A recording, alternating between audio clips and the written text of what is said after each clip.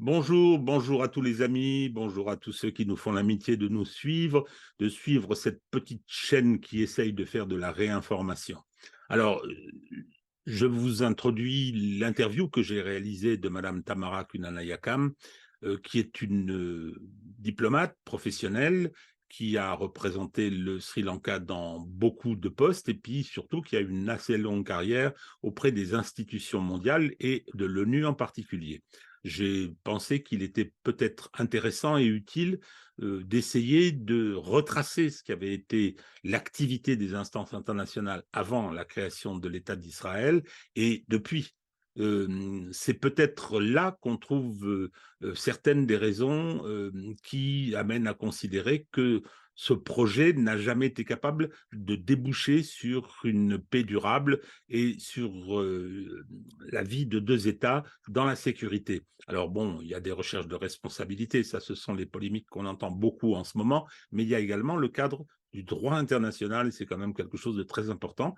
Donc voilà. Et vous verrez dans la conclusion et dans le titre de la vidéo que je qualifie tout ça de malfaçon. Oui, je pense que la création de l'État d'Israël a été ratée, pour être tout à fait clair, et que par conséquent, trouver aujourd'hui des solutions durables, et en particulier la première d'entre elles qui serait de mettre fin au massacre qui a lieu actuellement à Gaza, trouver une solution est quelque chose de très difficile. Alors, naturellement, je profite de l'occasion, comme d'habitude, pour vous demander de nous soutenir. Je sais que, bon, toutes les vidéos que vous regardez, on vous le dit, c'est important parce que, bon, on est surveillé par l'algorithme, bien sûr, et on aimerait être diffusé largement, plus largement que nous ne le sommes aujourd'hui. C'est un travail de réinformation qui, à mon avis, permet de mieux appréhender le réel, sachant que celui-ci nous est présenté par un bloc médiatique, par un système médiatique qui le déforme, ce réel, et que le mieux, c'est aussi de s'informer auprès de ces pôles de réinformation. Voilà, ben écoutez, bonne vidéo, bon visionnage, et à très bientôt. La prochaine vidéo sera bien sûr le rendez-vous militaire avec l'ami Hervé Carès. Bonjour à tous, donc nous voilà en présence de Tamara. J'ai des petits soucis pour prononcer son nom, je vais le prononcer à la française, c'est Kunana Yakam. Et alors il paraît qu'il faut dire Kunanayakam. Enfin bon, moi je prononce ça à la française parce que je ne vais pas réussir. Je sais qu'elle est polyglotte. Tamara est une diplomate professionnelle qui a une longue carrière, qui a été dans plusieurs postes, plusieurs fonctions, qui a travaillé assez longuement aux Nations Unies et qui a une connaissance approfondie de tous ces mécanismes, des règles qui s'appliquent et de la façon dont ces institutions internationales qui ont été créées après la Deuxième Guerre mondiale, comment ce droit international, qui lui aussi est issu de la Deuxième Guerre mondiale, fonctionne. Hein, et comment le conflit israélo-palestinien, qui est notre sujet de discussion, s'inscrit dans ce cadre et dans cette réalité-là. Alors, moi, j'ai une première question, c'est que depuis le 7 octobre, j'ai constaté en regardant de nouveau, de façon plus approfondie, ce conflit, le processus, y compris depuis le lancement du mouvement sioniste, mais surtout depuis 1948, et je me suis aperçu que j'avais plein d'idées fausses. J'avais plein d'idées fausses sur le plan de partage, sur la création de l'État d'Israël. Effectivement, on vit avec ces images-là, et je ne dois pas être le seul, loin de là. Je suis quelqu'un qui s'intéresse pas mal à l'actualité et au monde qui bouge. Eh bien, voilà, je me trompais et j'ai pensé utile de demander à quelqu'un de revenir un petit peu sur ce qui s'est produit et sur les caractéristiques de ce processus qui a maintenant presque 70 ans. L'objectif, et ce sera le sens de la deuxième question, c'est comment en sortir aujourd'hui, quels seront les processus à utiliser, à mettre en place, les solutions qu'on pourra envisager, étant entendu que jusqu'à présent, pour des raisons pas seulement juridiques et pas seulement institutionnelles, mais aussi pour des raisons politiques, géostratégiques, on n'a jamais pu trouver de solution. Actuellement, je pense qu'Israël, lui, a sa solution en tête, enfin la partie la plus messianique et la plus proche d'une forme de néofascisme, ils veulent Eretz Israël, ils veulent le Grand Israël et ils veulent l'éradication de la population et du peuple palestinien de cette terre que ce peuple habite depuis si longtemps. Voilà. Donc, ma chère Tamara, qu'est-ce qui s'est passé maintenant depuis 70 ans? Bon, alors, il faut d'abord, j'aimerais bien faire attention au fait que les institutions internationales, c'est l'ONU ou la Société des Nations, qui était créée après la Première Guerre mondiale et qui précédait les Nations Unies, c'est des institutions qui reflètent le rapport de force de l'époque. De l'extérieur, à l'extérieur. Et le problème, la question de Palestine a été, bon, pour la première fois euh, soulevée dans la Société des Nations, qui était créée après la Première Guerre mondiale, en 1919, lors de conférences de la paix à Paris. Alors, à cette époque, bon, c'était une institution qui était contrôlée, dominée par les vainqueurs de Première Guerre mondiale et il y avait 57 États, ce n'était pas une organisation universelle, pas comme les Nations Unies, mais ça ne veut pas dire que l'ONU ne reflète pas le rapport de force international. Bon, pour revenir à la Société des Nations, ils ont décidé de transférer les territoires qui étaient avant sous le contrôle de l'Empire ottoman, diviser les territoires parmi les vainqueurs. Et c'était surtout la Grande-Bretagne et la France. Alors, les Britanniques, ils avaient toujours une ambition, c'est naturellement d'avancer l'expansion, c'était l'Empire britannique, et de la protéger. Et la base, il faut savoir que la base politique, et militaire et économique de l'Empire britannique était en Inde. Et c'était important pour les États-Unis de sécuriser, garantir l'accès maritime à l'Inde.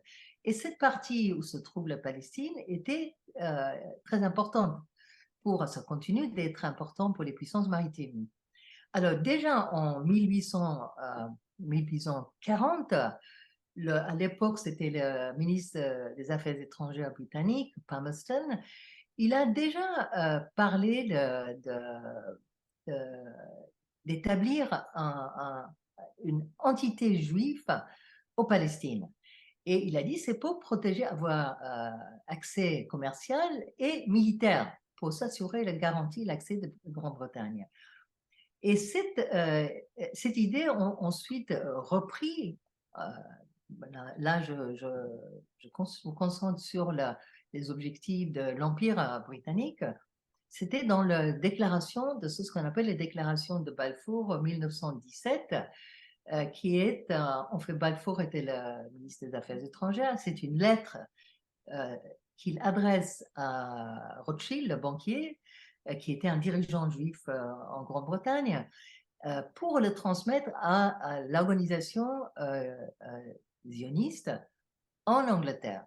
Et il transmet une décision prise par le gouvernement de Grande-Bretagne, c'est d'établir un foyer juif en Palestine. Mais ils se mettent d'accord entre Balfour et l'organisation zioniste en Grande-Bretagne, qui se met d'accord que le foyer veut dire en fait un État. C'est déjà été l'idée 1917. Maintenant, bon, il y avait, bon, il faut comprendre que on arrive vers la désintégration, l'Empire ottoman, et il y a déjà des problèmes en Palestine avec un influx d'immigration des Juifs européens. c'était pas un problème. Il y a toujours eu des Juifs en Palestine, mais ils étaient un petit nombre de la population de Palestine, et ils étaient surtout impliqués, ils s'occupaient de la religion, les études, et ils avaient des petits commerces. Ils n'étaient pas agriculteurs paysans. Les Arabes en Palestine et les autres Palestiniens, c'était des paysans et des agriculteurs. Alors la terre était très importante. Quand il y avait un influx de réfugiés, ou des immigrations, pardon, juifs qui venaient de l'Europe, ils ont commencé à racheter. Ils venaient avec un soutien de l'extérieur. Ils achetaient les terrains des Palestiniens et ils commençaient à poser un problème pour les autres les paysans de Palestine. Alors là, ça c'est la déclaration de Balfour, 1917. Et on arrive fin de la guerre, 1919, la conférence de la paix à Paris, où était créée la Société des Nations. Et là, lors de cette conférence, le président de l'Organisation zioniste mondiale, parce qu'il y avait déjà été créé, l'organisation a été créée fin de 1897 par là, et il a présenté, Weizmann, il a présenté un plan de Ersatz Israël. Alors, c'est-à-dire, lors de conférences de Paris, lors de création de Société des Nations, les pays qui étaient présents, les 57, ils savaient quel était l'objectif les organisations zionistes, c'est-à-dire, je fais la distinction entre les Juifs et l'idéologie politique du zionisme, qui était d'établir un État Eretz Israël en Palestine. Bon, d'abord, ils étaient d'accord pour proposer l'Argentine, ou ailleurs dans le monde, mais ils préféraient Ouganda ou la Palestine. Alors, il a présenté ce plan, et dans le plan Eretz, il y avait toute la Palestine, le Cisjordanie, le Gaza, le Jérusalem-Est, l'ouest de Jordanie, le sud-ouest de la Syrie, le sud du Liban et une partie du Sinaï en Égypte. C'est-à-dire ça allait au-delà du territoire historique Palestine qu'on connaît. Bon, là, c'était la plus grande injustice qui était faite par la Société des Nations, c'est qu'il allait à l'encontre, où il viole sa propre principe qui est établi dans l'article 22 du pacte de société, qui est comme la charte des Nations Unies pour les Nations Unies, c'était le pacte, où il reconnaît que les États, surtout dans les régions arabes, parce qu'il y avait les pays arabes avaient aidé les Britanniques contre l'Empire ottoman, ils avaient promis l'indépendance à ces pays. Alors, ils ont décidé d'établir des différentes catégories de pays. Ceux qui devaient avoir l'indépendance tout de suite, et ça, il y avait Irak, Syrie, le Liban et le Jourdain d'aujourd'hui, et la Palestine. Et tous ces pays, sauf la Palestine, en fait, va devenir indépendant. Et l'article 22 dit, ces pays où ils sont prêts à être indépendants, et en attendant que ça soit concrétisé, ils vont nommer un mandataire, un pays qui va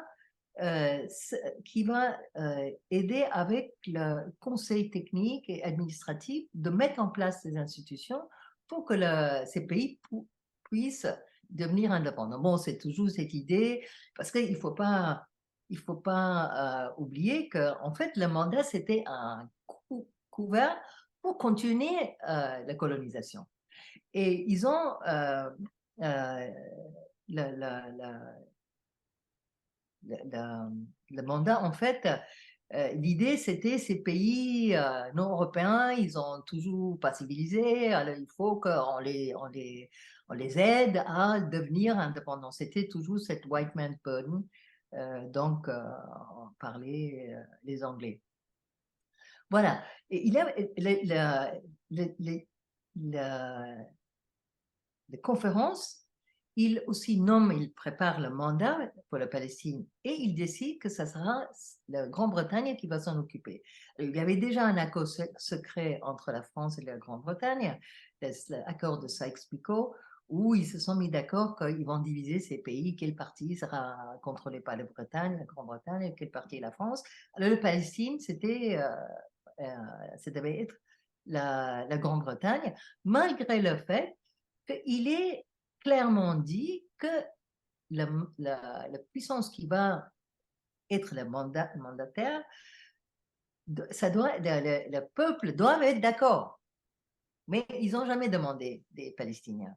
Comme ils entendent toute l'histoire jusqu'à aujourd'hui, on n'a jamais posé la question aux Palestiniens qu'est-ce qu'ils veulent. On ne les entend plus. On ne les entend plus parce qu'on a utilisé les systèmes, le droit international, les systèmes internationaux pour donner l'impression que en fait la Palestine n'existait pas, qu'on va, c'est des gens, on va les donner quelque chose, un petit territoire pour leur faire plaisir. Alors, il faut comprendre que les Palestiniens existent, ils ont déjà dans le 19e siècle, ils se sont battus pour le droit à l'autodétermination et la reconnaissance de cette nation, cette peuple. Alors, l'agence de revenir à Société des Nations, le mandat incorporé, rien à voir, incorporait la déclaration de Balfour, c'est-à-dire établir un foyer juif en Palestine. Et ça devient le mandat de Grande-Bretagne. Qu'est-ce qui fait pendant la période de mandat de Grande-Bretagne, ça commence en 1923 jusqu'au 15 mai 48, la Grande-Bretagne, ils mettent en œuvre, ils préparent le terrain pour ce nouveau État. Parce que comme... Alors, Tamara, je vous interromps une seconde. Alors déjà, me voilà avec une idée.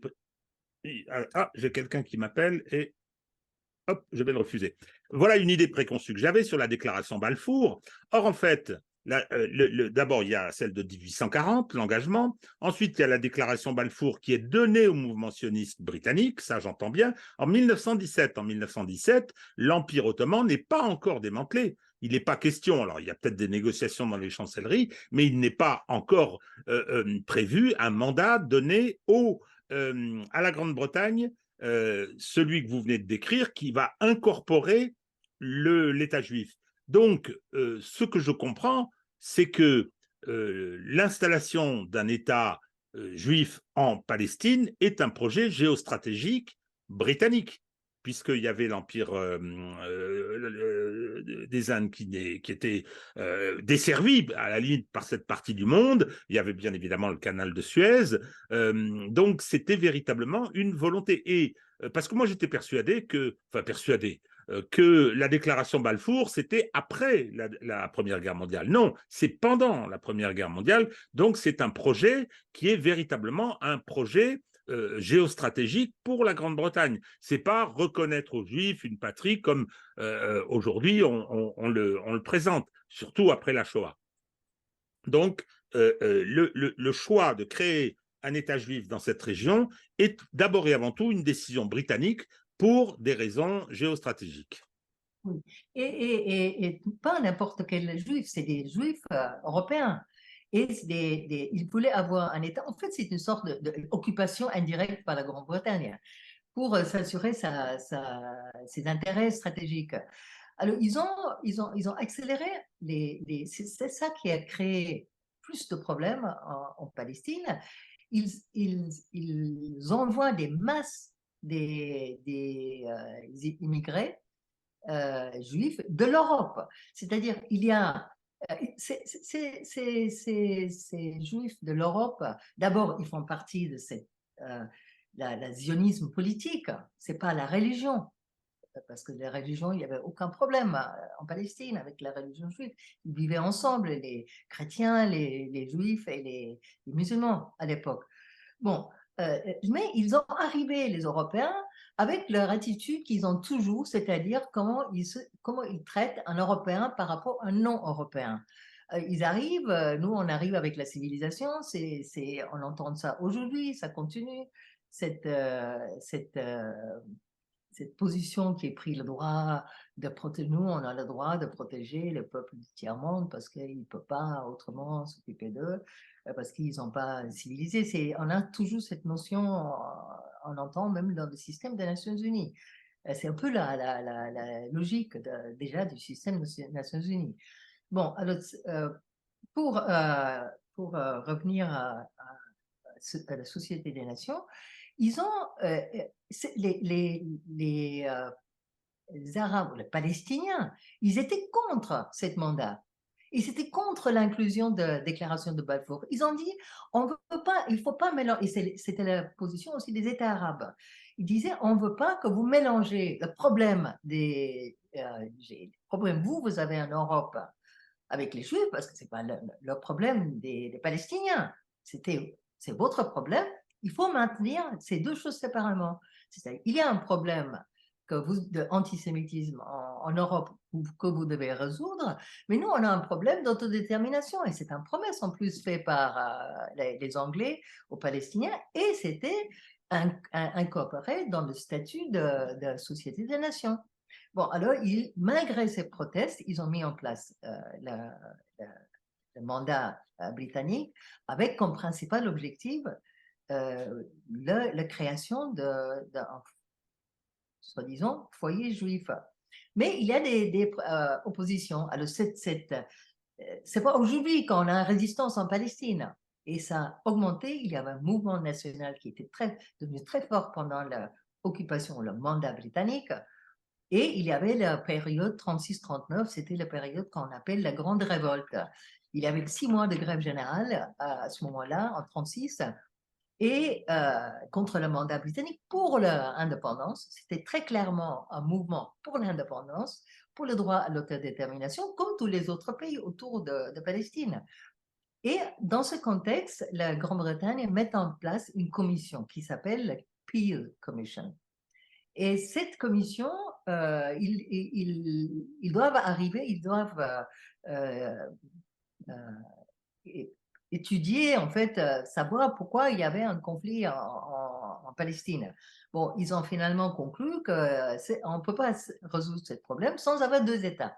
Alors, c'est la première fois que 2 États est mentionné.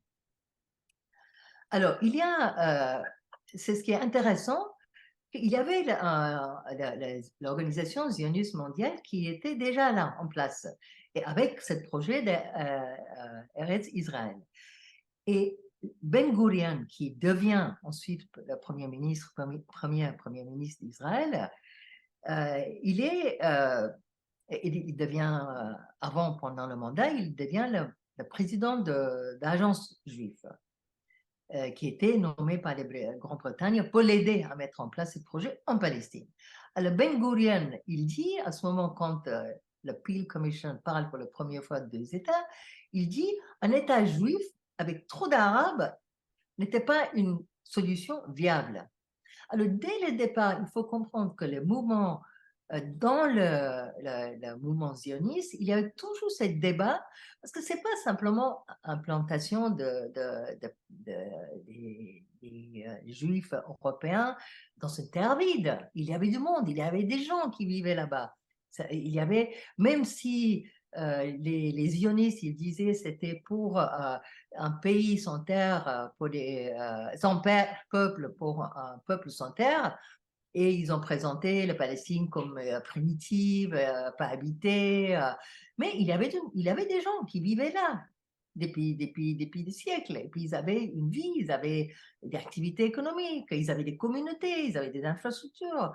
Il existait. Mais alors c'était toujours un problème. La question de population était toujours un problème dans le contexte des Juifs. Alors qu'est-ce qu'on va faire avec...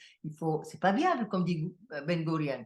En État, alors il faut les virer. Alors, dès le départ, on savait très bien qu'il fallait déloger les Palestiniens qui étaient là pour pouvoir prendre contrôle de cette territoire.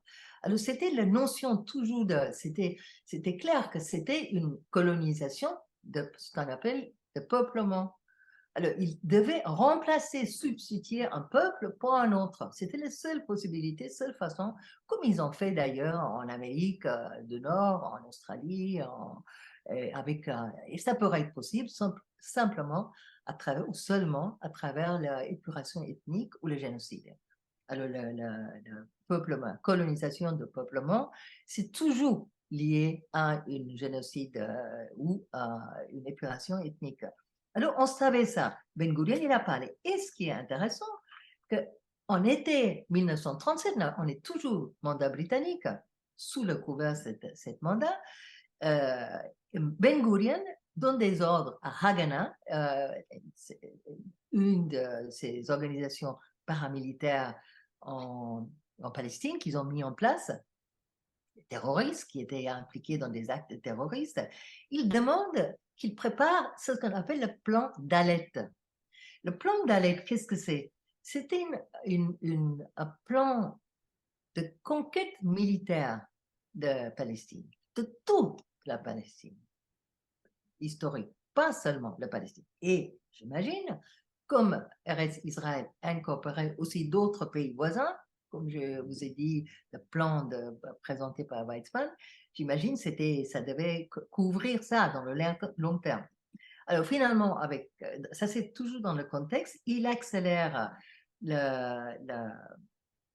les problèmes accélèrent et en février 47, la Grande-Bretagne annonce qu'ils vont terminer le mandat et ils réfèrent la question Palestine à l'ONU. Parce que là, entre-temps, il y a l'ONU qui est établie, qui remplace la Société des Nations à la suite de la Deuxième Guerre mondiale. Et puis, Tamara, j'ajoute aussi qu'il y a, parce que Ben Gourion, il est en Palestine déjà depuis longtemps, mais il y a l'événement majeur qu'est la destruction des Juifs d'Europe, la Shoah, hein, qui constitue un événement colossal qui est finalement qui est une espèce de catastrophe occidentale. Hein, ne pas oublier ça, moi j'insiste beaucoup là-dessus. L'antisémitisme éliminateur, celui qui peut amener la création du mouvement sioniste, il trouve son acmé, il trouve son objectif peut-être avec la solution finale mise en œuvre par les nazis. Donc il faut rappeler que le nazisme va être abattu par l'Union soviétique. Ça, pas l'oublier, parce que bon, ça aura ses conséquences dans la suite. Donc, le problème de l'État d'Israël, le problème du foyer juif, je vais utiliser ce terme, se pose désormais, après la Deuxième Guerre mondiale, avec la question incontournable de la Shoah. Oh là, c'était plus une question de foyer juif, parce que déjà à partir de 1937, la commission Peel qui était mise en place par les Britanniques dans le Palestine sous mandat, était d'établir deux États. C'était la solution qu'ils proposent. Deux États et les lieux religieux sur l'international. C'est ce qui va être incorporé après dans la résolution des Nations Unies. Après, juste avant l'indépendance la déclaration d'indépendance par l'Israël. Bon, l'idée d'État existe, mais concrètement, ça apparaît en 1937. Et c'est à ce moment-là que Ben Gurion met en place le plan d'Alet parce qu'ils se disent, voilà, on aura l'État qu'on a demandé, parce que jusque-là, ils n'étaient pas très sûrs. Voilà, il y a une déclaration publique de cette commission de Grande-Bretagne. Voilà, quand l'ONU est mis en place, c'était en fait la continuation de cette trahison, si vous voulez, des peuples palestiniens. L'ONU, c'est très clair, la Charte des Nations Unies dit que le principe fondamental, c'est la reconnaissance de l'égalité et le droit à l'autodétermination du peuple, comme une précondition pour la paix et puis aussi tout ça s'implique, la souveraineté, l'intégrité territoriale, la non-agression, non-intervention, tous ces principes qui est développé ensuite dans le contexte de l'ONU. Mais de nouveau, l'ONU, c'était à ce moment-là, l'ONU était pas, il y avait la majorité des pays n'étaient pas indépendants. C'est toujours des pays colonisés. La majorité des pays d'Afrique, Asie, partie d'Amérique latine, étaient toujours en Asie. Il y avait l'Inde qui était devenue indépendante et l'Iran était aussi indépendant. Il n'était pas colonisé à ce moment-là. Les Philippines étaient indépendantes. Mais la majorité était toujours des colonies.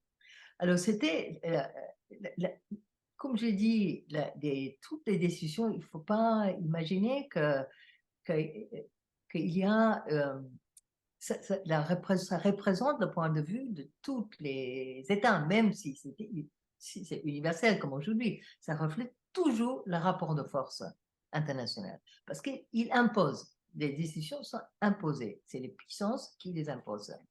Ça, on voit très bien comment ils ont fait avec la Palestine. Quand les Nations Unies recevoir les questions présentées avec la question de qu'est-ce qu'on fait avec la Palestine, ils ont pu simplement décider que la Ligue, la Société des Nations avait prévu dans son article 22 l'indépendance, et puis ils auraient pu octroyer l'indépendance à Palestine avec le foyer. Il y avait toujours le foyer juif, mais ce n'était pas un État. Ils auraient pu le faire. Ils n'ont pas fait. Par contre, ils ont mis en place un comité spécial sur la Palestine qui était de nouveau, il y avait la présence d'organisations zionistes, mais il y avait les questions, il y avait deux propositions qui étaient faites par ce comité.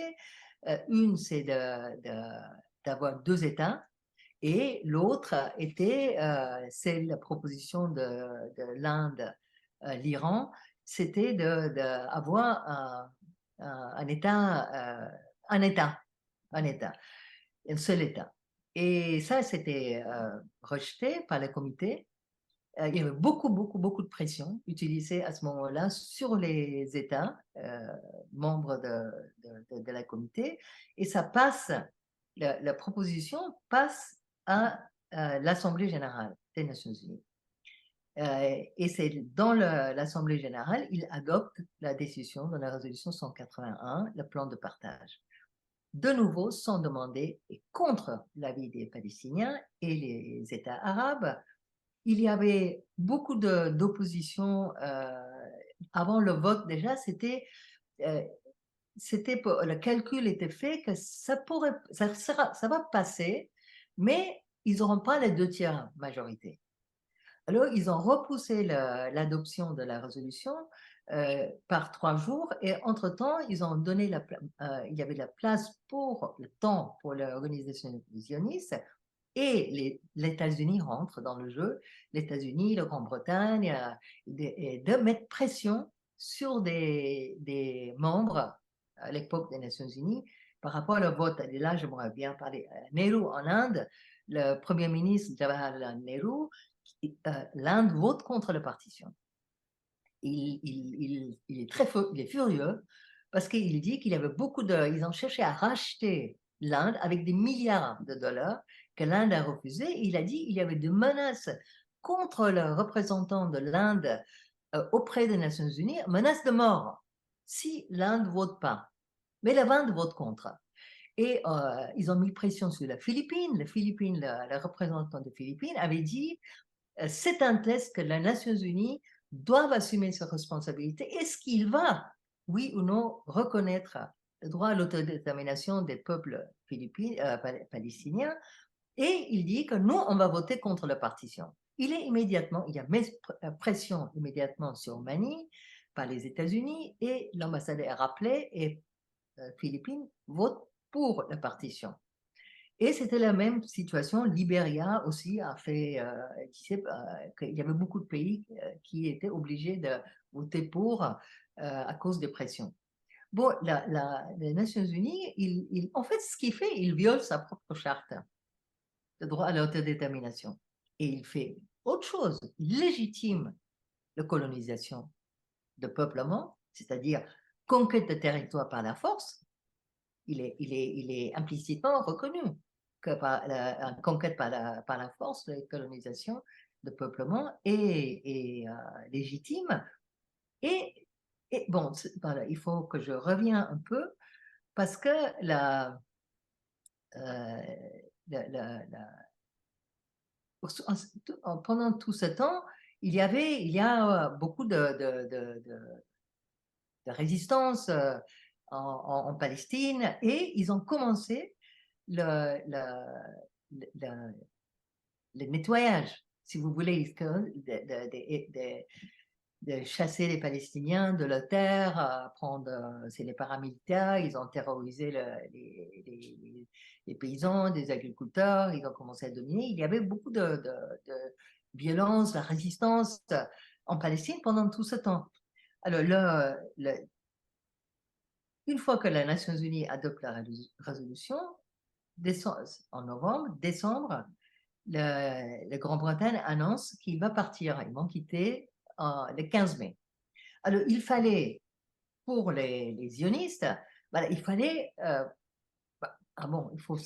c'est important de dire, c'est le plan de partage avait prévu que 56, plus que 56% de la territoire de Palestine historique soit donné ce qui va devenir l'État d'Israël, malgré le fait que la population de juifs était moins qu'un tiers. Même, il y avait une accélération énorme de 8 fois pendant la période britannique des immigrés qui arrivaient de l'Europe, mais ils étaient toujours un tiers de la population et la décision est de donner plus que la moitié à cette peuple. Et aussi des Juifs. Et ils ont aussi incorporé dans ce territoire l'important, le port, pour faciliter l'immigration. Et bon, aussi parce que c'était dans l'intérêt des Britanniques, et aussi tout le Negev, le désert de Negev, qui était à cheval entre en fait 3 continents. Il y avait l'Asie, l'Afrique et l'Europe. Et ça rassurait la stratégie, la géopolitique, les intérêts géopolitiques de Grande-Bretagne. Mais aussi après les autres pays impérialistes. Il n'y a pas que la Grande-Bretagne là à ce moment-là. Alors, il y a voilà, ça c'est le partage. Et après la décision de la résolution des Nations Unies, il devait mettre la communauté internationale avec un fait accompli. Là, je parle des sionistes en Palestine. Alors, ils ont accéléré l'épuration et et la conquête des territoires. Et quand ils ont vu qu'avec les paramilitaires, Irgun et d'autres, il y avait d'autres, ils n'arrivaient pas à déloger les Palestiniens malgré le terror, même ils ont jeté des bombes au milieu comme on voit à Gaza aujourd'hui, on voit des images. À cette époque, on ne voyait pas.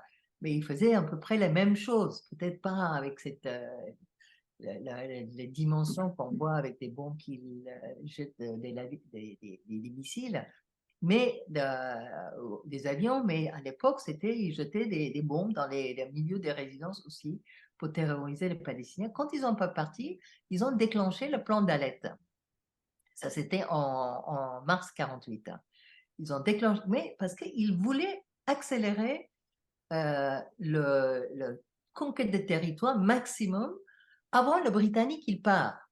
Parce qu'ils savaient que s'il y a un vide juridique, qu'il y aura des interventions des pays arabes, il y aura la résistance palestinienne, et ils auraient mal à réaliser la conquête en fait, de tout Palestine. C'était leur objectif.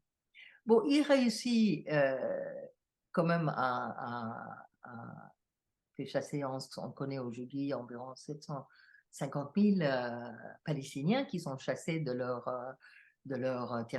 terre, de leur maison, ils partent, c'est les Nakba, c'est ce que les Palestiniens parlent aujourd'hui, des catastrophes, la première où ils devaient quitter leur territoire, pas le pays, pas le pays. Ils ont quitté le territoire.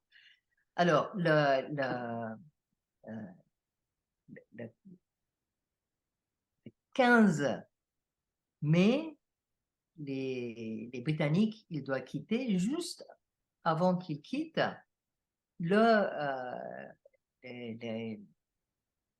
c'était Ben Gurion, il proclame l'indépendance d'Israël, juste avant le départ. Mais déjà avant le départ, les Britanniques, ils avaient transféré leur base militaire la plus importante à Israël, aux zionistes, pas à Israël, à zionistes. Alors, ils étaient déjà équipés, ils avaient déjà une administration, ils avaient une agence juive qui fonctionnait comme un État. Les Britanniques n'avaient pas fait la même chose pour les Palestiniens. Alors, il y avait une vie d'un côté, et puis il y avait déjà des institutions d'État avec un militaire de côté Israël. Alors, quand ils ont parti au moment de proclamation d'indépendance, ils ont réussi à conquérir 78% du territoire de Palestine historique. C'est-à-dire bien au-delà de 56% prévus dans Alors, le... Tamara, ça c'est tout à fait essentiel. Alors là, moi, ça a été une découverte relativement récente. C'est-à-dire que l'Assemblée générale des Nations unies adopte un plan de partage. Elle ne crée pas deux États. Elle dit voilà la répartition territoriale. Bien. Donc 56%, 44% entre le peuple palestinien et le futur peuple israélien.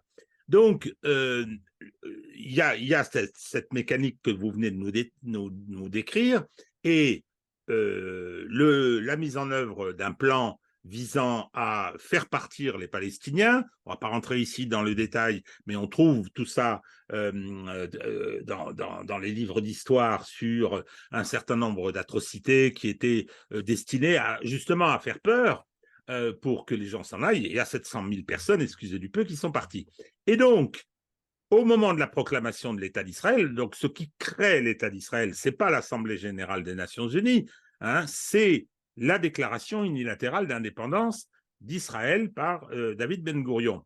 Et à ce moment-là, vous venez de me dire, l'État qui est ainsi proclamé, il maîtrise, il a les outils de l'État, comme vous venez de le dire, déjà depuis un moment, et il a 77% du territoire global qui avait fait l'objet du partage par l'Assemblée générale des Nations unies. C'est-à-dire qu'il est passé de 55 à 77 hein, entre le moment de l'adoption du plan de partage et le moment de sa proclamation. Donc, il y a déjà un énorme problème là. Oui, mais bon, le plan de partage, il parle de deux États. Et il parle de Jérusalem sous le contrôle international. Mais par contre, il n'y a pas un mécanisme. Comment ça va être Oui, mis en œuvre quand il n'y avait pas de détails. Ils ont laissé vague et ça permet les zionistes de prendre contrôle de territoire qu'ils voulaient. Alors, il n'y avait pas de moyens. Mais le problème, c'était après reconnu. Il n'y avait pas une retour à un status quo ante. Alors, il y avait déjà, alors, ils ont pris le contrôle de 78%, bien au-delà de ce qui est prévu dans le plan de partage, qui, selon le rapporteur spécial sur la Palestine des Nations Unies, Francesca Albanese, ils disent que, en fait, 93% de terres dans ces territoires, 78% qu'ils ont conquérés, ils ont récupéré 93% de terres de 78% de la territoire. Et en plus, les immeubles, des biens communaux, des infrastructures privées et communaux, des avoirs bancaires, de tous ces gens qui sont partis, ils ont récupéré. Et après, ils ont mis en place des lois pour, pas que pour séparer les Palestiniens de leurs biens. Alors, il a toujours cette demande qu'on attend que ça soit réglé. Il n'est pas réglé, mais bon, les Palestiniens, ils attendent. Mais en plus, cette résolution de 181, c'est en mettant euh, en plus du fait qu'il légitime la conquête des territoires par la force, qui est contre la Charte des Nations Unies, et qui est, depuis, il a toujours des résolutions des Nations Unies sur le Palestine où on parle de conquête de force, la conquête par la force est illégale. Il dit ça, mais il parle que de Cisjordanie et Jérusalem-Est et de Gaza, des territoires occupés. Il ne parle pas de Palestine historique. Mais il reconnaît que conquête territoire par la force est illégale, mais il le laisse faire à ce moment-là. Le 78% du territoire est conquis par la force et ils disent rien. C'est-à-dire, c'est illégitime cette conquête. Et en plus, il permet dans l'avenir pour Israël d'utiliser l'argument que c'est un État, alors il a droit à la légitime défense. Quand on entend, c'est pourquoi récemment aussi les États-Unis et les autres pays occidentaux ont refusé une résolution qui ne parle pas de légitime défense au niveau du Conseil de sécurité. C'est parce qu'ils ont reconnu Israël comme un État, ils l'ont permis. Mais pas la Palestine. La Palestine, ce n'est pas un État. Il n'est pas reconnu comme un État. Israël est contre la reconnaissance de l'État d'Israël. Ils ne veulent pas un État, deux États. Ils ne veulent pas. Ni les Occidentaux, ni les sionistes, ils veulent deux États. C'est une illusion. C'est un rêve. Imaginez qu'il y a quelqu'un qui veut deux États. Même les Palestiniens, ils ne veulent pas. Pour eux, c'est le territoire palestinien, ils ont le droit. C'est le territoire historique. C'est comme tous les pays qui étaient colonisés par les puissances occidentaux ont le droit à leur territoire, à l'autodétermination. Pourquoi les Palestine a seulement à 20 ou 18% qui restent après Alors, l'occupation? Tamara, ce qui veut dire, au-delà du viol des principes, sur le droit des peuples à disposer d'eux-mêmes. Le problème, c'est que dès le départ, il y a une discordance importante entre le plan de partage et l'État qui s'autoproclame, puisque c'est l'État d'Israël qui s'autoproclame et qui fait l'objet d'une reconnaissance internationale et qui devient sujet de droit international. Ça, c'est vrai, avec les prérogatives attachées à ce statut et, par exemple, le droit à la légitime défense. Ce qui s'est passé le 7 octobre, c'est quelque chose de différent parce que sur le plan juridique, Israël, et c'est reconnu par le droit international, est puissance occupante, colonisatrice en plus. Donc là, il y a effectivement un cadre juridique de la lutte des peuples qui veulent se décoloniser. Et donc ça, c'est prévu et autorisé par le droit international. Après, sur les méthodes, il y a bien évidemment débat. On peut considérer que ce qu'a fait le Hamas le 7 octobre est marqué par des crimes de guerre, mais, ou même peut-être des crimes contre l'humanité, je ne sais pas. Mais en revanche, le droit de légitime défense pour protéger ses conquêtes, ça c'est non. Ça, c'est non. Il n'y a pas de légitime défense pour prononcer ses conquêtes. Alors, c'est assez délicat, mais bon, le problème, c'est que tout le monde lance l'incantation. Moi, le premier, je l'ai fait longtemps, deux États, et bien évidemment par référence au plan de partage et à la nécessité de trouver une solution. Mais enfin, avec ce que vous, déjà, à ce stade-là, donc au début des années 50, comment on fait? 20% pour les Palestiniens et 80% pour les Israéliens.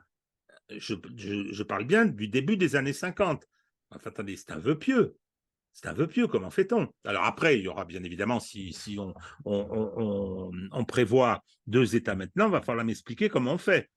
Est-ce on va démanteler, on en reparlera peut-être, on va démanteler toutes les colonies qui ont été installées en Cisjordanie, où on a des colons messianiques, extrémistes, surarmés, je ne sais pas. Bon, ça, c'est déjà un autre débat. Mais dès le départ, la solution à deux États, elle est quasiment impraticable.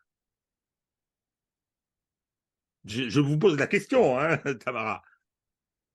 Euh, non, déjà, c'est pas simplement il n'est pas praticable, ils veulent pas. Ils veulent pas Oui, ni un côté ni l'autre. Et puis les Palestiniens, ils ont raison.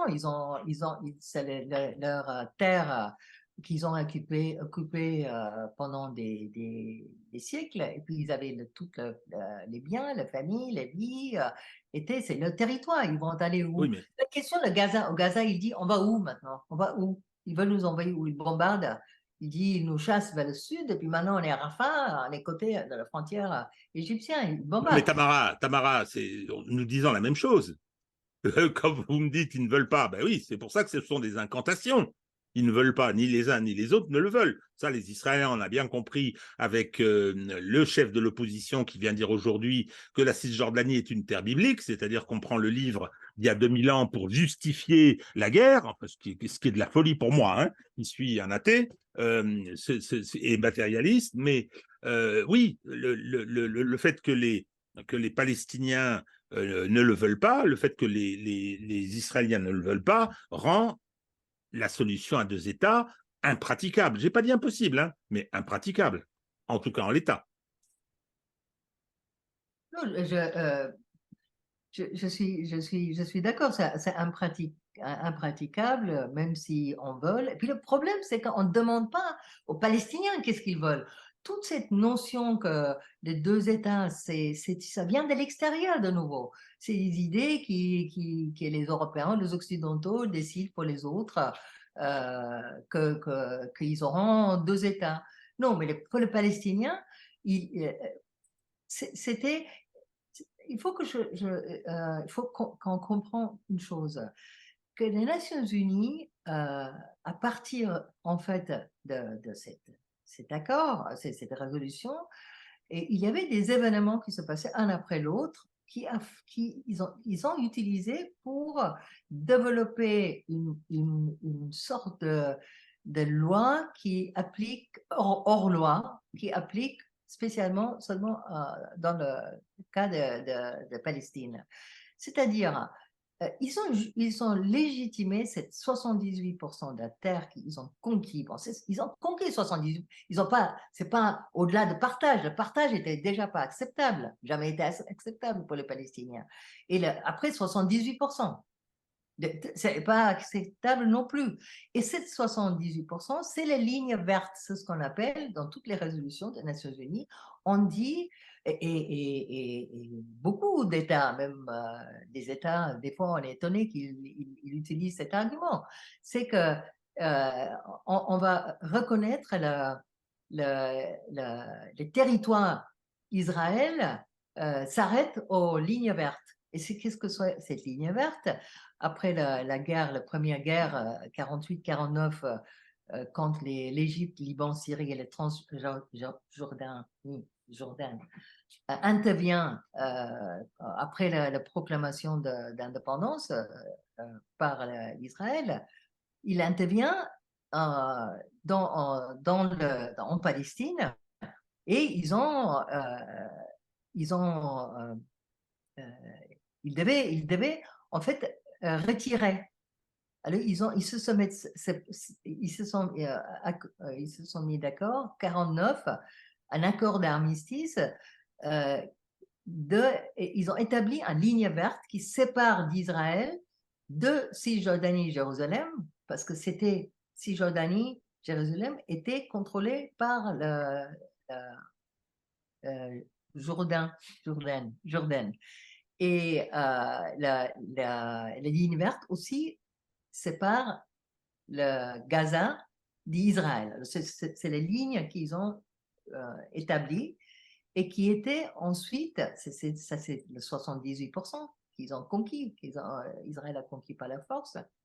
Alors ils ont accepté cette frontière, c'est-à-dire les pays, l'Égypte, Liban, c'était surtout l'Égypte et le Jourdain, ils acceptent cette ligne verte.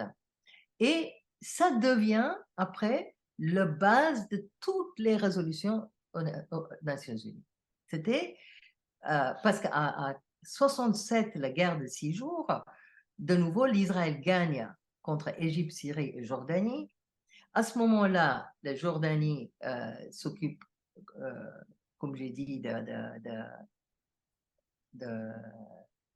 pardon, le plateau, non, pardon, la Cisjordanie et Jérusalem-Est, le Syrie, le plateau de Golan, et la Gaza et à la péninsule de Sinaï en Égypte. C'est-à-dire, Israël occupe toute la Palestine 100% historique et au-delà. Il va jusqu'en Égypte et le plateau de Golan qu'il occupe encore.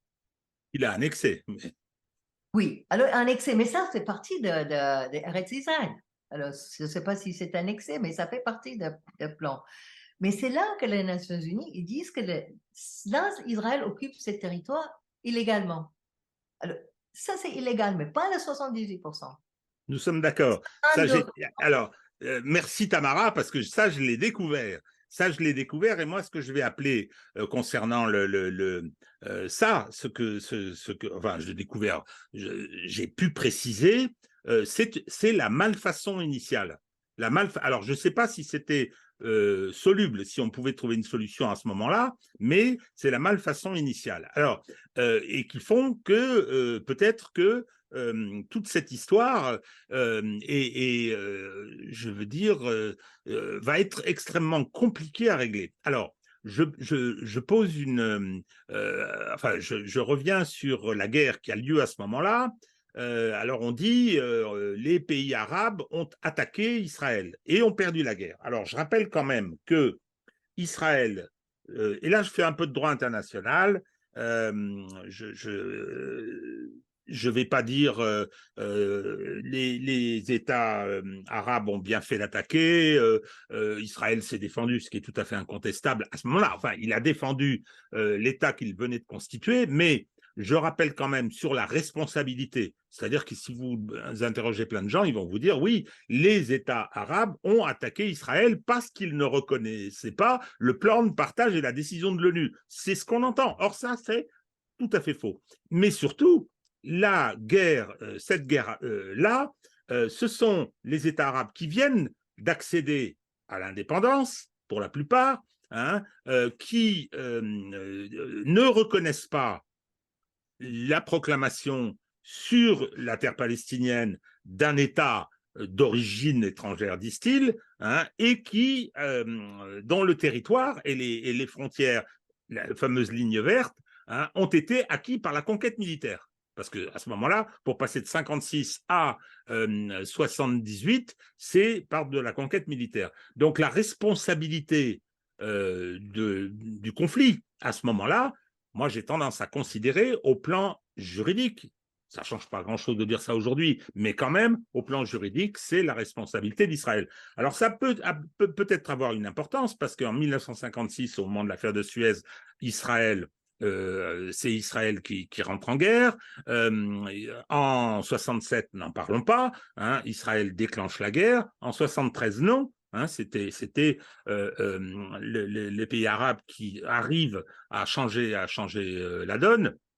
Et donc, en 82, au Liban, c'est Israël qui déclenche le conflit, et puis après, il y aura tout ce qui se passe en Israël. Donc, il sera toujours à l'initiative, et ça me renvoie à une réflexion que faisait Michel Jobert. Je ne vais pas me faire des amis en la rapportant, Michel Jobert, qui était le ministre des Affaires étrangères du président Pompidou, et qui, à l'occasion d'un des conflits, disait la logique d'Israël, c'est la guerre. C'est-à-dire qu'effectivement, tout le processus qui a abouti à la création de l'État d'Israël, qu'on peut considérer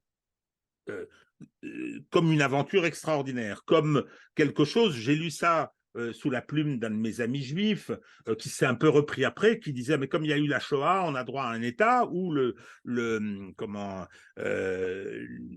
médecin de mes enfants qui me disait, le pédiatre qui me disait, bah oui, qui était juif, il me disait, vous, compte tenu de ce qu'on a subi, on a droit à une résidence secondaire. Tout ça, bon, ce sont des débats, il y a des affects.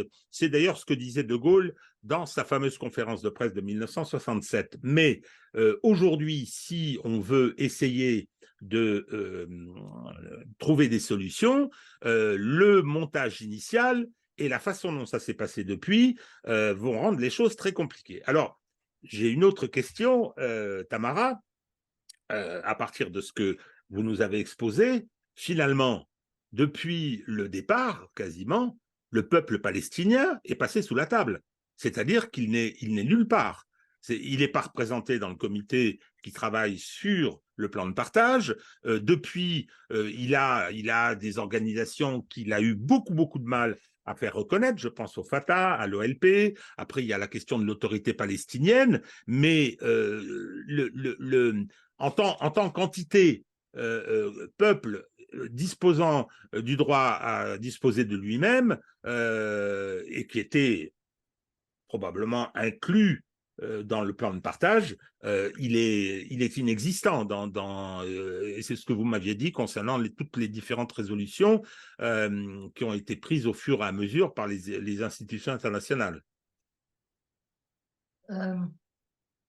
Oui, j'aimerais bien revenir sur deux choses quand même. Une, c'est sur la question des pays arabes.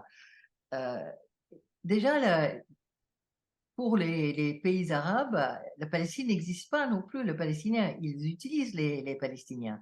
L'accord d'armistice de 49, la ligne verte, c'était, ils se séparent la frontière, c'est ce qu'ils reconnaissent eux comme frontière Israël, de la Cisjordanie et la Gaza. Mais la Cisjordanie vient sous le contrôle de Jourdain et la Gaza sous le contrôle d'Égypte. Alors, les Palestiniens ne sont pas là. Ils n'existent pas, même déjà à ce moment-là. Alors, c'est ça la ligne verte. Et aujourd'hui, les Nations Unies parlent de cette ligne verte. Alors, on n'a pas, les Palestiniens, ils n'ont pas décidé sur la frontière. Leur frontière, c'est la Palestine historique. C'est pas ça qui a été créé artificiellement, pas des intérêts impérialistes ou pas intérêts des autres pays arabes. Alors, il y a ça. Et la deuxième question, et c'est lié, c'est cette question de, avant 56, il y a le plan de partage, alors c'est légal, et après 56, le reste, c'est pas légal. C'est déjà un problème avec 56, parce que le plan de 56 prenait pas en compte l'avis des Palestiniens. Ils avaient le droit à l'autodétermination. Ça devait être à eux de décider. S'ils voulaient avoir divisé en deux, vivre en fédéral, c'est à eux de décider, les Palestiniens qui étaient sur ces territoires, 100%. Et alors, le plan de partition, comme l'époque des mandats, d'inclure le foyer, la déclaration de Balfour dans le mandat de Société des Nations, les deux allaient à l'encontre des droits à l'autodétermination. C'est le droit. Et même l'Organisation des Nations Unies, ils n'ont pas au-delà des droits. Ils doivent respecter, les Nations Unies doivent respecter sa charte. Comme la Société des Nations devait respecter le pacte des nations. Alors, ils n'ont pas fait. Alors, ça ne les rend pas légal. Simplement parce qu'ils ont décidé. Ça reste illégal. Mais tout ça a été couvert parce que le temps passé, on ne veut pas en parler. Le Palestinien n'existe plus.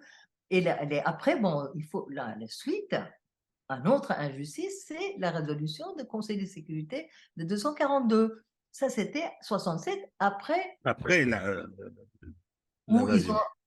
oui, après, après l'invasion de 67. Et là, la Palestine, Israël décide, il accepte de retirer jusqu'à la frontière internationale entre Égypte et Palestine historique. Alors, c'est la Cisjordanie, pardon, le Gaza. Et en échange, pour le principe de terre pour la paix, qui est inscrit dans cette fameuse résolution du Conseil de sécurité de 242, où il parle, il dit, la résolution dit que pas mention de Palestine, on parle plus de Palestine, on parle de l'État, pas des États. Alors, à ce moment-là, Israël est un État, Palestine n'est pas un État. Alors, la résolution adresse que Israël et les pays concernés dans la guerre de 67. Ils doivent retirer, les Israéliens doivent retirer de ces frontières qu'ils ont occupées illégalement, mais seulement en tenant compte de sa sécurité, qu'ils doivent s'assurer de sa sécurité de ses frontières. Alors, ça laisse la possibilité à Israël de décider jusqu'où il va retirer, parce que c'est la question de sécurité d'Israël. Alors, ils ont retiré jusqu'à la frontière entre Gaza et l'Égypte, et dans le côté Cisjordanie, ils retirent jusqu'à le territoire qui sépare le Jourdain de Cisjordanie. Et il ne retire pas de Jérusalem-Est. En fait, il l'annexe après. Il ne retire pas. Mais cette résolution donne cette possibilité à l'interpréter. Et ce qu'ils ont fait systématiquement depuis, et cette résolution aussi c'est mis dans le cadre de ligne verte. Bon, mais en même temps, alors, il applique, en appliquant le principe de terre pour la paix, on arrive à une situation où on dit aux Palestiniens, si vous voulez, si vous voulez être autonome, avoir votre droit à l'autodétermination, il faut faire des compromis, il faut que ça soit conditionné. Alors, on ne conditionne pas, la souveraineté n'est pas, c'est non négociable. Le droit à l'autodétermination est non négociable. Mais on arrive à une situation avec cette résolution du Conseil de sécurité 242, une situation où Israël a le droit de faire ce qu'elle veut et ce qu'elle fait après. Et elle continue. Israël, par exemple, il refuse de reconnaître le droit de retour. Le retour des Palestiniens qui ont quitté le lieu pour récupérer leurs biens, pour être compensés, de devenir citoyens s'ils veulent. Alors, Israël refuse. Parce que, qu'est-ce qu'il dit les Israéliens, les gouvernements, ils disent, nous, on ne peut pas avoir, il dit ça dans les réponses officielles aux Nations Unies, pendant les discussions, les comités. Quand ils ont interpellé, ils disent, non, on ne peut pas avoir des Arabes. Les Palestiniens, c'est les Arabes, ils ont une autre culture que nous, ils ont une autre religion que nous, ils ont d'autres valeurs que nous, ils seront mieux chez vous dans les États arabes. Vous le gardez, mais nous, c'est pour utilise la résolution 242. Il faut la sécurité, il faut que nous, on s'assure de notre sécurité, de frontières, mais aussi sécurité interne. Alors, ils refusent. La même chose pour les colons qu'ils sont en train d'implanter dans la Cisjordanie, partout. Ils multiplient des blocages, de blocages de rues, des interventions militaires dans le pays, la construction de cette mur en Cisjordanie. Maintenant, on parle d'une zone de buffer zone, c'est-à-dire zone de tampon entre le Gaza et l'autre côté de Gaza, c'est le côté Israël, et ils veulent construire cet tampon côté Gaza, c'est-à-dire encore plus de territoire qu'ils vont prendre. Mais de toute façon, ça, c'est tous des détails. En fait, c'est des détails. Et la résolution, les Nations Unies, le Conseil de sécurité et l'Assemblée générale, ils jouent sur ces détails parce que le fait est que Israël occupe 100% de territoire. Il occupe 100% de territoire. Alors, c'est ce qu'ils prennent un peu ici, un mur ici, un tampon ici, un colon là-bas, c'est des détails. Et les Nations Unies, le Conseil de sécurité et l'Assemblée générale, ils passent le temps là-dessus.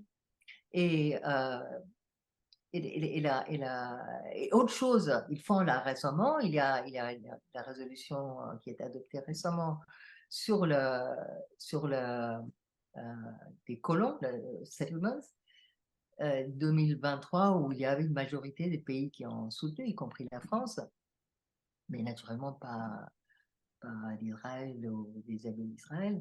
Là, je parle des Oh, États-Unis. Tamara, il y en a 8 qui ont voté contre, hein. Il y a les îles Marshall, Vanuatu, c'est-à-dire que Et, c'est essentiellement États-Unis, Canada et quelques îles éparses du Pacifique. Même certains pays qui sont occidentaux se sont abstenus, hein. La France a voté pour. C'est celle du 11 septembre 2023.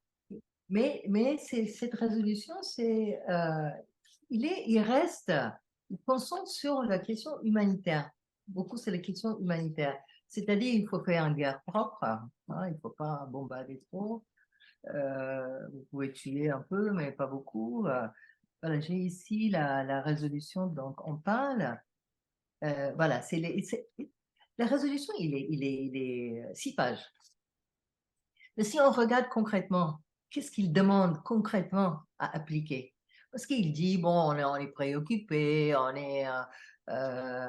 appelle, on encourage, mais il ne demande pas. Les deux choses qu'il demande, c'est l'application de la Convention de Genève, question de la période de guerre, comment on peut faire la guerre, euh, et l'autre, c'est ils font référence à arrêter des activités de colons dans le territoire occupé. Mais voilà, on concentre sur les territoires occupés. Ça, ils sont d'accord. Le territoire occupé, ça c'est occupé, il faut que ça on donne éventuellement à Palestine, mais on ne considère pas le reste comme occupé. Si vous demandez alors ça c'est pas, c'était, j'ai regardé tout le langage. Et par exemple, concrètement, euh, il parle de, des questions de retour, pas oui, question de retour, mais des questions de construction, pas de retour, de construction des colons. Il dit il faut référence il faut arrêter la tendance à détruire des immeubles, c'est pendant des Palestiniens. Il faut pas, et ils vont pas reconnaître tout changement fait à partir de juin 67. Mais il dit pas qu'il faut revenir. Il dit pas qu'il faut reconstruire. Euh, il dit pas concrètement comment faire. Euh, Voilà, mais de toute façon, il concentre sur une partie de Palestine qui fait que tout le monde pense, ah oui, mais seulement c'est 22% éventuellement, parce que maintenant il est plus 22%, avec tout ce ils ont mis en place des colons, parce il y a 10% des Juifs israéliens vivent en Cisjordanie et à Jérusalem-Est, 10%. Alors, cette résolution, euh, il va dans ce sens. Il n'est pas révolutionnaire, cette résolution. Le problème, c'est que si vous parlez avec les Palestiniens, pour eux, ils ont famille en Israël. 21% de la population en Israël, c'est des Palestiniens arabes. 21%. Ils ont des familles en Cisjordanie, ils ont famille en Gaza. Alors, en fait, ce qui est intéressant, c'est que le moment le plus difficile, le point de vue des résistances palestiniennes, c'était quand la partie Cisjordanie était contrôlée par le Jourdain et la partie de Gaza contrôlée par Égypte. Pourquoi? Parce qu'ils ont séparé les Palestiniens des familles. Parce que c'était différents pays. Il y avait l'Israël Un côté, il y a Jourdain et l'autre côté, Égypte.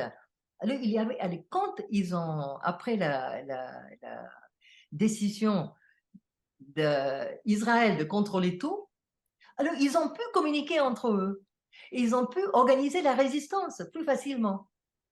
Parce que la résistance, il n'est pas qu'en Cisjordanie et la Gaza. La résistance, c'est aussi en Israël, à l'intérieur. Et ils coordonnent entre eux. Alors, leur objectif, il n'y a qu'une seule. On veut notre patrie, la Palestine historique. Allez, il faut trouver, donner la justice. Il faut rétablir la justice au peuple palestinien. Comment c'est fait?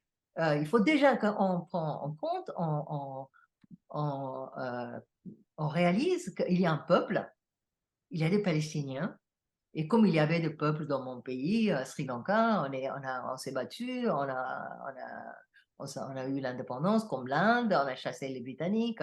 On a tous le droit à être, pas être occupé, d'être libre et protéger notre territoire.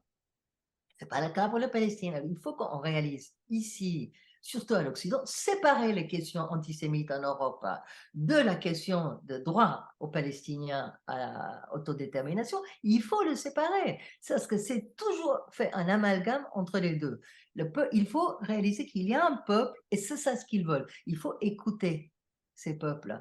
Et il faut se mettre peut-être à leur place pour pouvoir les comprendre. Parce que sinon, on va dicter des solutions à eux. On va décider, comme on a toujours fait, décider à la place des Palestiniens. Il faut qu'on arrête. Alors Et c'est pas... justement, sur comment faire, bon, Tamara, c'est une démonstration que, du fait de l'histoire et de cette malfaçon, mais aussi de tout un tas d'autres choses, l'ONU, les institutions internationales ne sont pas la preuve. Je veux dire, on juge un arbre à ses fruits. Hein, ça fait 70 ans que ça dure. Non seulement rien n'a été réglé, mais on est confronté là à un massacre qui est en train de se transformer en carnage. Alors, on va nous dire, oui, c'est la lutte contre le terrorisme du Hamas, etc. Ils sont islamistes. C'est pas ça le problème. C'est pas ça le problème. Ça, c'est un événement qui est lié à tout ce qui s'est passé depuis 70 ans. J'excuse rien. Je constate, c'est l'histoire, ça. Elle est tragique. Hein. Et donc, le problème, c'est que il va falloir trouver une solution. D'abord, cesser le feu le plus rapidement possible, mais il faut vraiment sortir de cette situation. Moi, dans un débat précédent que j'ai eu sur cette chaîne, j'ai dit mon pessimisme pour l'avenir d'Israël. C'est pas que ça me réjouisse, hein, mais je pense qu'ils sont là dans une impasse. Puis en plus, ils ont une direction qui est élue. Oui, alors petit mot sur la démocratie, c'est une blague. C'est un État qui ne respecte aucun des éléments de l'État de droit. Ça n'est pas vrai. Ils ont des élections, mais les élections, ils les font avec des gens qui peuvent arriver, qui sont instantanément citoyens si ils se rattachent à la religion juive. Moi, je trouve ça assez étonnant. Hein, on devient citoyen comme ça. Je rappelle que les Arabes israéliens ont la citoyenneté, mais non pas la nationalité, ce qui est assez étonnant, mais c'est comme ça. Hein, toujours les questions juridiques qui fâchent. Mais le problème aujourd'hui, c'est par quelle voie Israël, aujourd'hui, dans ses évolutions récentes, dans ce qu'elle est devenue comme espèce de 52e État des États-Unis, soutenu comme elle l'est par les États-Unis, alors que même dans ces pays-là, je pense aux États-Unis, en Grande-Bretagne, qui sont les plus attachés à disposer de ce porte-avions géostratégique que représentait Israël, ils ont des problèmes politiques assez conséquents.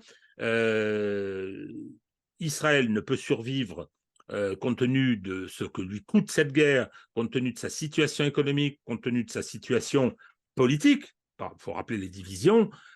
Israël ne peut non, ne peut poursuivre plutôt que grâce au soutien américain. Si celui-ci diminue ou disparaît, situation du monde aujourd'hui avec l'affrontement unipolarité hégémon américain contre multipolarité et Sud global n'est pas en faveur des États-Unis. Il y a un déclin en faveur de cet hégémon. Donc, je pense qu'il est possible d'être pessimiste pour l'avenir d'Israël, pas pour l'avenir de M. Netanyahou. Le plus tôt il sera mis en prison, le mieux ce sera. Mais ce que je voulais dire, c'est dans ce cas-là, comment on fait? Comment on fait, sachant que vous faites le constat que l'ONU a échoué à trouver des solutions pour tout un tas de raisons, rapport de force, fonctionnement du droit international, moyens de pression, etc. Donc, est-ce que la voie de la conférence internationale vers laquelle la Chine et la Russie semblent vouloir se tourner, tout en rappelant solution à deux États, est-ce que ça peut être une voie, je n'ai pas dit qui règle, mais qui permette d'avancer et de sortir de la catastrophe actuelle? Bon, deux choses. Comme j'ai dit, et j'insiste toujours là-dessus, c'est que quand on parle des Nations Unies, des institutions internationales, c'est pas dans l'abstrait. Il y a toujours, c'est reflète un rapport de force. Et si la Société des Nations et si les Nations Unies ont pris les décisions qu'ils ont prises et continuent à prendre, parce que derrière Israël, il y avait la Grande-Bretagne, il y avait les États-Unis. Sans la Grande-Bretagne, il n'y aura pas un Israël. Sans les États-Unis, aujourd'hui, il n'y aura pas d'Israël. Alors là, ça c'est clair. Et comme j'ai expliqué, les votes des Nations Unies, les puissances, ils mettent le paquet, je ne sais pas si j'ai mentionné même la France, qu'ils ont mis la pression aux Nations Unies pour soutenir la partition. Puis euh, il y avait de pression, en fait, communication, message envoyé à travers démocrate qui était en fait conseiller économique de Roosevelt à un moment. Il avait amené un message pour les Français pour dire si vous votez pas pour, parce que c'était pas sûr que la France vote la partition. Mais si vous ne votez pas, on ne va pas vous donner de l'argent parce que c'est le plan Marshall à ce moment. Alors comme ça, les pays de tiers-monde, vous imaginez, est tout le temps sous pression.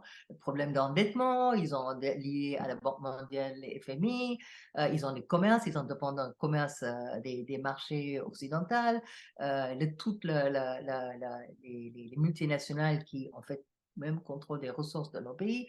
Bon, il y a beaucoup de cette situation dans le pays du tiers-monde, même si on voit une émergence d'un monde multipolaire. Mais ça, on est seulement au début de ça. Et il y a des choses qui peuvent changer, qui va changer parce qu'il y a un affaiblissement. Et ça, il faut reconnaître des systèmes capitalistes et l'hégémonie des États-Unis qui s'affaiblit avec l'affaiblissement des systèmes capitalistes qui sont les principaux obstacles à l'indépendance des pays, de souveraineté des pays, déjà, ceux qui sont déjà indépendants ont des problèmes. Bon, il faut prendre ça en compte. Deuxièmement, il faut prendre en compte que la solution de la situation en Palestine ne peut pas venir d'extérieur. Il faut arrêter quand on dit toujours on cherche des solutions de l'extérieur. Il faut que ça vienne de l'intérieur, mais il faut créer les conditions pour que les Palestiniens peuvent décider pour eux-mêmes qu'est-ce qu'ils veulent. Alors, quand on a beaucoup parlé, à part de toutes ces concentrations sur le territoire occupé, etc., et pas tous les territoires, on parle beaucoup de conflits. On parle aux Nations Unies, par exemple, dans l'ordre du jour, au début, il y avait le titre ordre du jour, c'était la question Palestine. Aujourd'hui, c'est le conflit dans le Moyen-Orient, y compris la question de Palestine. C'est-à-dire, ils se présentent ça comme partie de conflit, c'est des Arabes, ils se battent entre eux, c'est pas un autre problème, nous, on va les aider. Et c'est pas, on enlève complètement hors de jour la question de droit à l'autodétermination du peuple. Parce que c'est pas un conflit. C'est pas un conflit entre un peuple et un autre. C'est la résistance, c'est la résistance des peuples palestiniens pour l'indépendance. Et quand on parle de résistance, et déjà, le peuple palestinien est partout, il n'y a pas que en Palestine. Ils ont utilisé tous les moyens. Il y avait des instructions, il y avait des grèves, il y a la rébellion, les résistances armées. Et même les Nations Unies, dans ses résolutions, reconnaît le droit, dans le contexte pour la lutte pour le droit à l'autodétermination de Palestine, qu'ils ont droit à l'utilisation des armes. Alors, on peut facilement dire, bon, c'est des terroristes, c'est pas des terroristes. Mais le fait est qu'il y a une résistance pour les Palestiniens, on utilise tous les moyens, et pour un peuple surtout qui ont dû souffrir cette occupation par les Britanniques, par les Américains, parce qu'ils sont aussi là. Si c'est pas dans l'intérêt, ils vont pas soutenir Israël. Bon, il faut reconnaître ça. La conférence internationale, c'est un début si on soulève des questions de fond. Et j'ai vu aujourd'hui, il y avait une déclaration faite par Wang Yi, la Chine, qui est responsable pour toutes les questions politiques étrangères. Il dit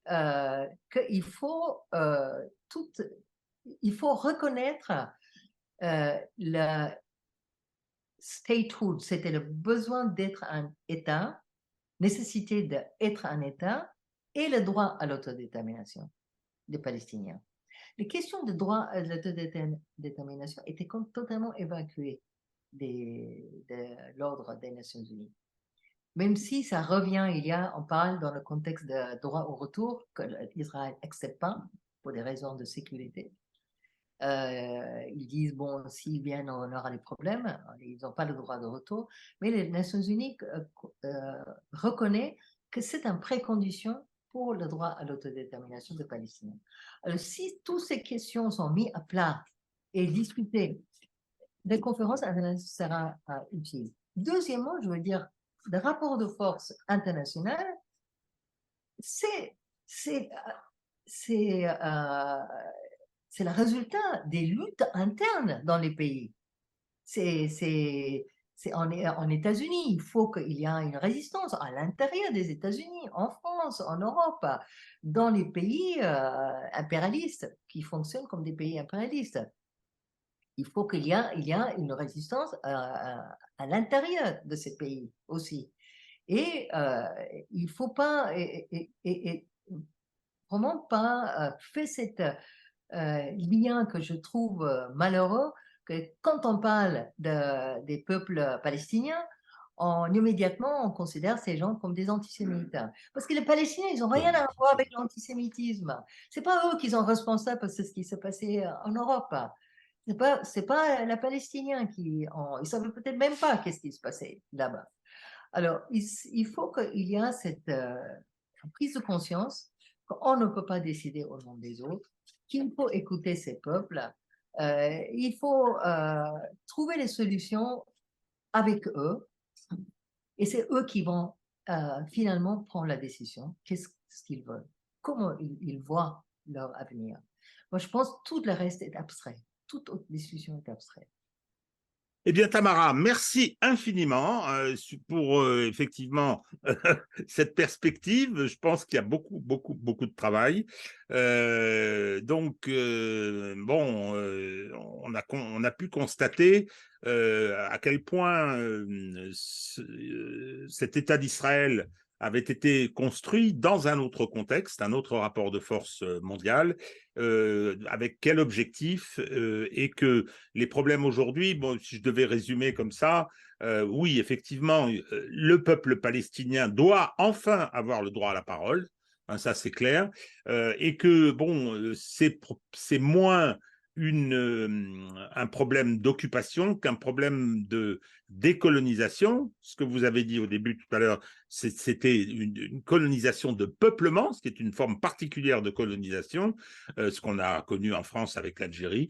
Eh bien, il va falloir trouver le moyen de la décolonisation. Alors comment ça? Ce seront des méthodes à trouver et espérons qu'on emprunte cette voie, que la catastrophe et le carnage qu'ont lancé les Israéliens après l'attaque du Hamas prennent le plus rapidement possible fin, mais que ça permette justement de remettre la question palestinienne au centre de l'actualité mondiale pour enfin trouver une solution. Je rappelle que moi, dans ma perception, c'est bien un affrontement entre l'Occident tel qu'il est depuis 500 ans, et le reste du monde, la majorité mondiale, qui entend s'émanciper de sa domination. C'est quand même là. Et c'est pour ça, quand on vient de dire oui, mais vous ne parlez pas des dizaines de milliers d'outils qui ont été tués, vous ne parlez pas du Myanmar. Attendez. Là, en l'occurrence, ce que fait Israël, et on nous le dit à longueur de colonne, c'est en notre nom. Alors ça, c'est sûrement pas du mien, en mon nom à moi, mais c'est bien de ça qu'il s'agit. Hein. Ce qui se passe en Ukraine est de même nature, avec de grosses différences. Mais là, c'est un affrontement qui pose le problème de la domination du monde occidental. Voilà, Tamara, merci infiniment. Et donc, hop, voilà, donc merci Tamara. Au revoir à tous. On va continuer ce travail de ce monde qui change pour essayer de mieux le comprendre, mais je crois que c'est important de venir sur ce terrain-là qui est peu usité. Et c'est sûrement pas dans les médias français qu'on va entendre quoi que ce soit à ce sujet, parce que, alors là, le niveau étant ce qu'il est, malheureusement, vous disiez tout à l'heure que il y avait des luttes dans les différents pays. Malheureusement, je crains que la France, avec l'Allemagne, soit un des plus mauvais actuellement. Hein. La position israélienne est totalement hégémonique dans les médias, dans les institutions, dans le monde politique, majorité comme opposition compris. Ça me rend très triste, mais c'est comme ça. Il faut vivre avec. Voilà. Eh bien, au revoir Tamara et à très bientôt. Si